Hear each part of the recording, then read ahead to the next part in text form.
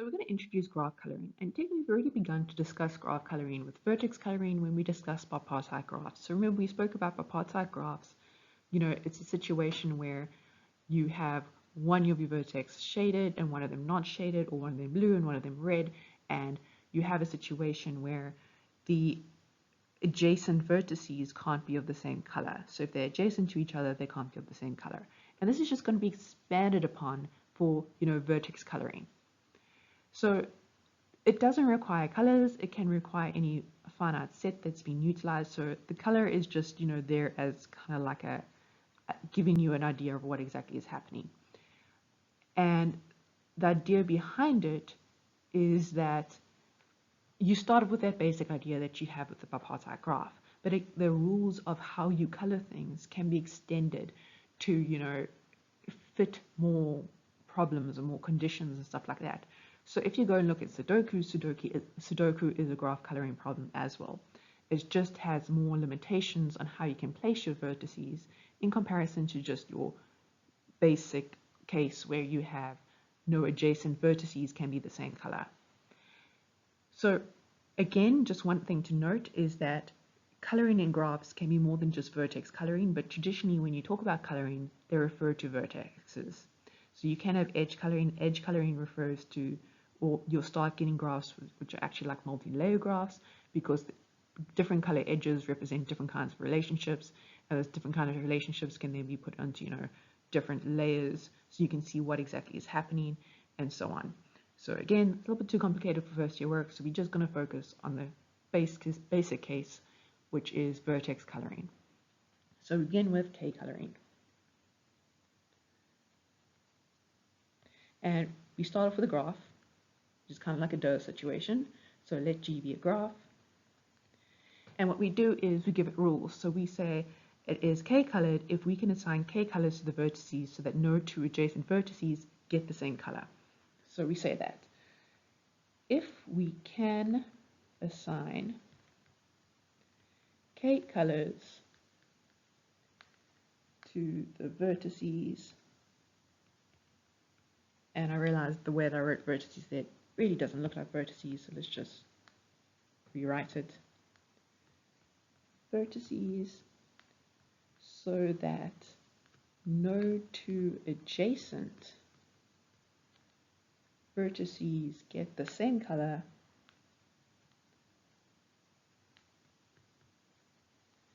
then we have K coloring. Okay, so it's also referred to as a proper K coloring, but we're just going to refer to it as K coloring. So the idea behind it is, say you have a graph like this. Okay, no vertices can be of, adjacent vertices can be of the same color, so you can color in that one like red, you can color in this one like navy, well, would be useful if I colored in navy. That one would be purple, and that one will be green, and it is a 4-color green. Okay, so that's the whole idea behind it. So you have it so that the adjacent vertices aren't the same color, and then you can have it as 4 coloring, which means you can also have a graph kind of like this. And this is actually a special kind of graph referred to as a wheel graph, but we're going to get there a little bit later. The whole idea behind it is you have that one up there. That one can be purple, that one can be purple, that one can be red, that one can be red, and now no adjacent vertices are the same color, so that's 3 coloring. But, and this is the important thing here, this definition doesn't actually restrict, like for example this graph, because this graph could also be drawn in such a way that it is just 5 colors. So let's just go through that process. So we could have had green here, we could have had yellow here, purple here, red here, and blue here. So 5 coloring. So you can already start seeing that, well, you've already noticed that in graph theory in particular, we like looking at the boundary situations, the minimum and maximums of things. So we are going to look at that. But again, at the moment, K coloring we assign k colors to the vertices so that no two adjacent vertices get the same color, and then we have a k coloring occurring.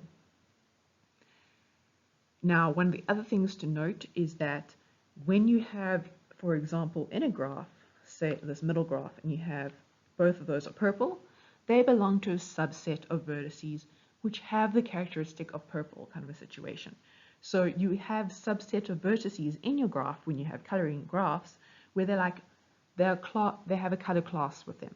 So all the purple ones go together in a subset, all the red ones go together in a subset, all the blue ones go together in a subset, and so on.